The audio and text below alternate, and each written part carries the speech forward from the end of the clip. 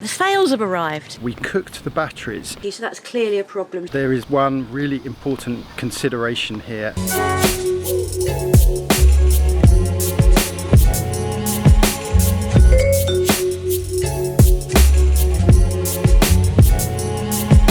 It's a lovely hot day. I'm just getting used to the timing and we're already hard at work. The sails have arrived. So Jamie's going to tell us how easy it is to put a sail on. I think at the moment he's working on the staysail. The sail runs up these tracks here, and these foils are about 2 meters in length. What's happened is over the years they've got loose. It means that the track, the two foils are slipping like this, so the track is not true. So the first thing that happens is the car, as it goes up, gets stuck. But more importantly, the sail, as it goes up the track, gets stuck from a misaligned groove. Actually feeding it into the very first feeder here is also problematic because this is very thin, so I'm just giving it a bit of a file down to see if we can get it up.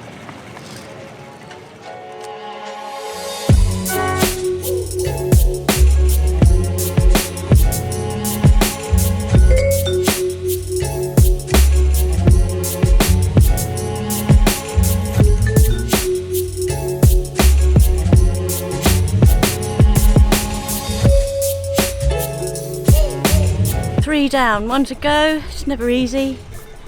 And these sails, of course, they're beautiful new fabrics, a little bit stiffer, so taking a little bit more effort to put up and down. But as Phil so wisely said, when we get back from Sumatra, everything will be lovely and smooth.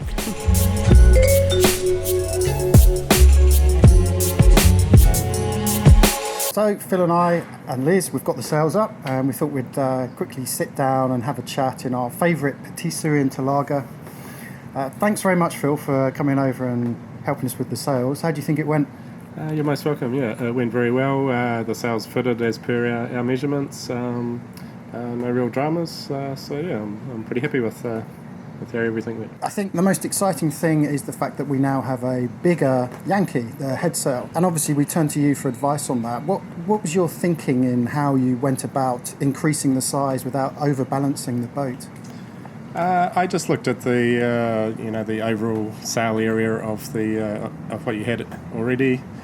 You also mentioned that you felt the boat was maybe a little bit underpowered and you were reefing quite late compared to other cruisers. So when I compared it to sets of sails for other similar boats that we've done, I saw that the boat was really lacking in sail area for lighter conditions. I didn't want to overpower go from one extreme to the other, so we're just being a little bit conservative and increase the Janari area to help in the light airs, but not gone too overboard with moding it for light winds as opposed to heavy winds. With a furler, you have to be careful not to go too big because as you're furling the sail in, the shape becomes less and less efficient. So 125% is an okay size that we think is still okay for reef furling. And the next thing I noticed that when we put the mainsail on, the boom is now at a slight incline towards the back. And you explained this, didn't you? There's a reason for this.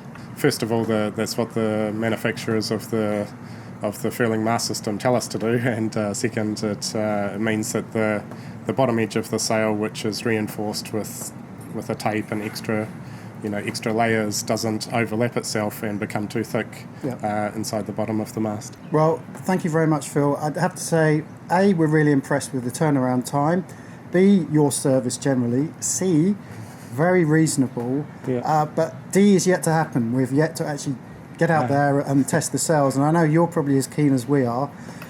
When we sort the battery problem out, we're going to be going out there and hopefully going off to Indonesia, but maybe in between now and then we can get out there, get some footage and just have a quick look at the sails with them actually out and using them. So yeah, no, I'm definitely looking forward to we'll go out and have a look, and I always like to check how the sails turned out against the the 3D computer model of the sail. So I look forward to it.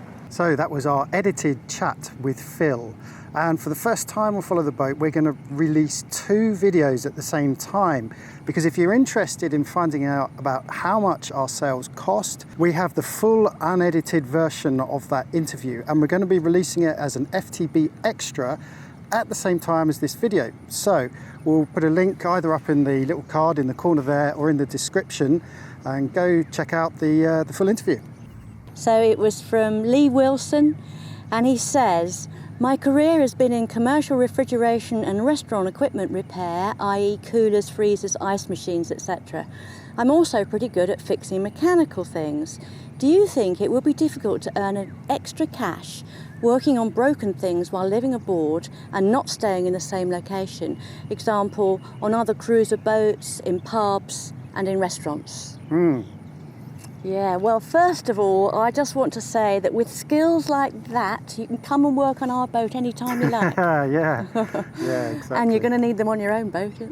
Yeah, I mean, that's the thing. I think you'll find that you will be spending most of your time fixing your own boat.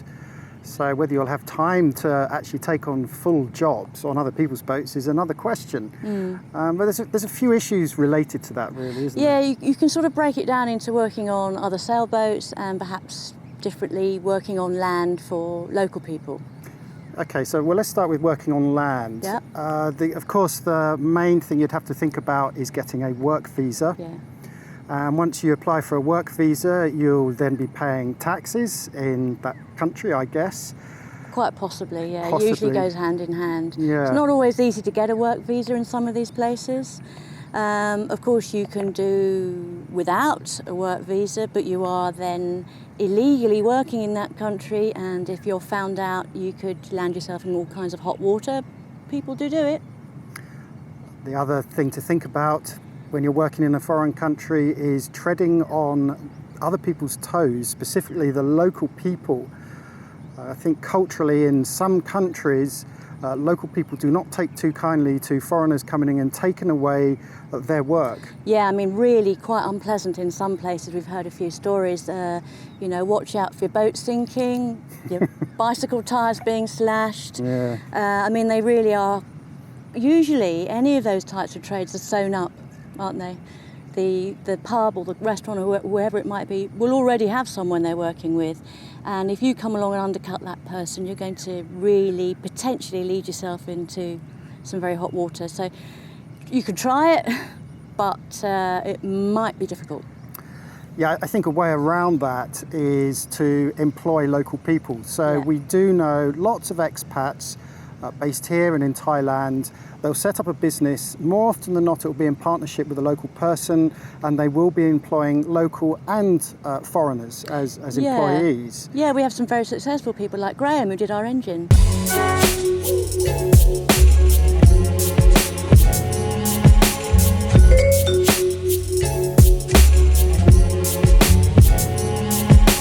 There's a lot of people out there that are very skilled, Yeah. and you go into any marina, of course everyone has a work history, and a lot of these skills that they have apply directly to boat maintenance. Yeah. And that is where you are at an advantage. I think really people are successful in their line of work on boats by word of mouth and reputation. So I think it could be quite difficult to walk straight into a new marina as an unknown quantity and go around saying to people, I'm an electrician, I'm a refrigeration specialist, if no one is familiar with you or your work. So I guess the way around that would be to offer some information for free. So down the bar, inevitably, yachties will be talking about the jobs they've been working on that day. And if your subject comes up, you could offer them some very valuable information. I mean, I would just take it fairly slowly and in a very non-work-like way. So as you say, just in a bar, just in casual conversation, you drop in your skills. Someone might be interested, want to know more, and then it gets passed round from boat to boat. And it's a small community, so sometimes if you're good and you work well with people, people hear about it all the way across the country and into other countries. It does work like that. But my biggest reservation about that is that yachties are notoriously tight.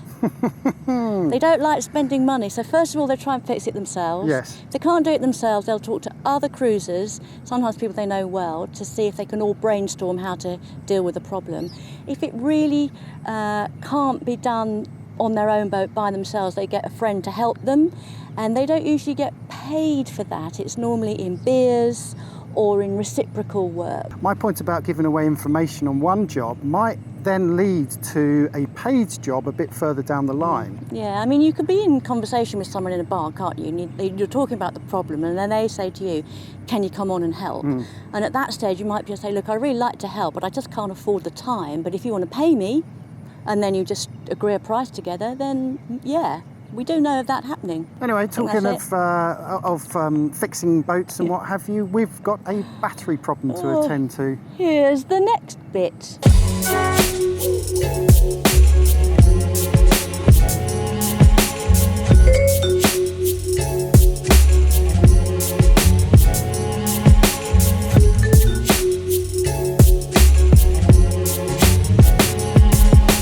I think over time, over the last few months, the batteries have been slowly on the way out. When you're at anchor and you've got all this lovely sun, you don't really notice it during the day. So the batteries are always being topped up by the solar panels. So whilst at anchor, didn't really notice it. At night time, we don't use the batteries that much. And in the morning when we woke up, they were still showing over 12 volts, but they were sort of sitting at about 12.3, 12.2. So, and of course in the morning when you wake up, the solar kicks in and they're back up to 13.5 volts. So I think over a period of months they had been on their way out. It wasn't until we got into the marina and stuck the batteries on shore power, bearing in mind the last time we did this was many months ago. Of course, when they're on shore power, they get a really good boost. As they were being boosted, they hit their 100% capacity. But turns out, as we found out, that there are some dead cells. Right, so first of all we have to decide if it's the charger that's causing the problem or whether it's the batteries. Our feeling is it's most likely to be the batteries because we bought them in India probably about 5 years ago. They've had to do a lot of work over that time. So it is likely that the batteries are not charging properly because they seem to be dropping their charge very quickly. So I'm going to test the specific gravity first. That'll tell us immediately if there's a problem. So what we do is we're testing the specific gravity of the acid, and there's a mark here, 1240. If it's less than that, then we have the dead battery. The last one was down here. Look, still not floating, still not floating, still not floating, not floating, not just starting to float there. It's 11.6. Which is way, it's never been that before. In all the years I've been testing these batteries, we've never had that lower specific gravity, so that's clearly a problem. So that's the second cell of the first battery, which means the battery's... I guess the next question is, what type of battery do we go for? Now, we've had lots of people in the comments on our YouTube channel giving us suggestions, recommending brands and different types of batteries. But there is one really important consideration here, and that is budget. We are very limited on our budget, so batteries like lithiums and even perhaps gels are currently outside of our budget, so they're not really an option at the moment. There is another factor to consider as well, and that's availability. So we're on a small island in Malaysia, and we're up against the time constraint to some extent because we want to get off sailing. So we're really limited by what we can get hold of on the island. We've talked about lithium before in one of our previous blogs when we discussed the engine. So we like the idea of lithium, but A, they're expensive, B, you have to change your charging system, and C, as far as I know, they are not yet available in this neck of the woods, but they're just too expensive for us. So that really just left us two options. We can get hold of 6-volt batteries here, and we can get hold of some cheap AGMs. There is one other consideration that I didn't mention earlier, and that is the space of our battery bank. It's not very big, as you can see.